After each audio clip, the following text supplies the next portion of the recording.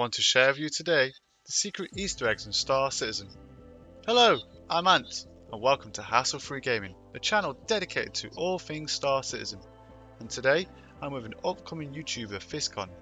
We're on a mini exploration of Star Citizen, rediscovering points of interest that you may not or may have seen before. For more walkthroughs, gameplay and guides, sub up and ring the bell. We are now at the fabled land of Henge. Henge was placed here ages ago because sometimes before 2.6 players were stealing many vending machines. So many vending machines were stolen it was treated as a pastime rather than a crime. Players had no idea that these events would eventually one day become history and lore in Star Citizen itself.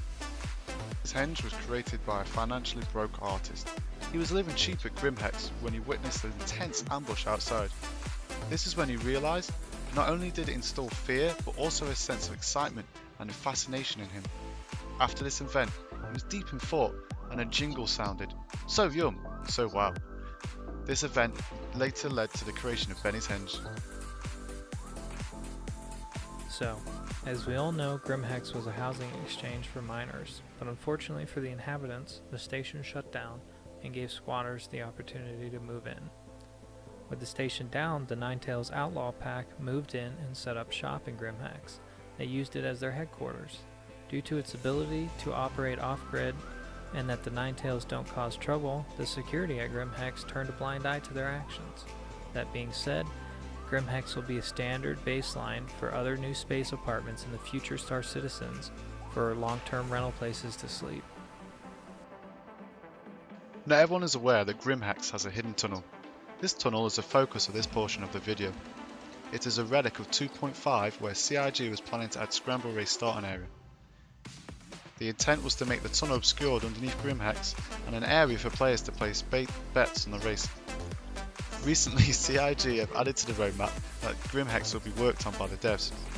The main changes will include new location, branded utilitarian hangars, accessible by the main hub, a Scramble Race feature and more.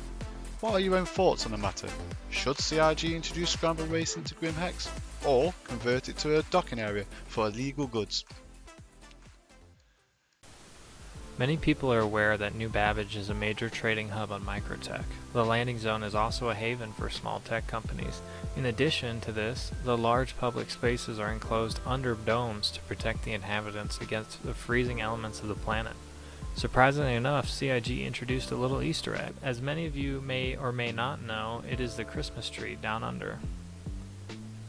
As Fiscon so rightly said, the people of New Babbage are protected from the weather by the domes. And in 3.9, we too will have to take measures to protect ourselves from the elements, like sand and snowstorms, high temperatures, like on the moon Aberdeen, that's the moon with the prison coming in 3.9, and the polar opposite, like here on Microtech, you'll have to know the thermal protection of your suit before heading out. If you're not equipped properly, a timer will appear in the bottom left of your HUD, counting down to your demise from hypo or hypothermia. We tried finding info on this Javelin and what caused it to crash, but all we found is that much is still unknown. What are your theories on how such a capable UEE military thought of a capital ship came to its peril? For one, it's not designed for atmosphere flight, so maybe the pilot crashed the dashboard and left the ship on cruise control. Or maybe in the past, the Ninetales tried to capture a military capital ship. Sound familiar? And the UEE pilot decided, like any Mardy kid, if I can't have it, neither can you. Looking forward to reading some of your own ideas in the comments section below. What we do know is that the Javelin was slated for the near completion at the end of 2019.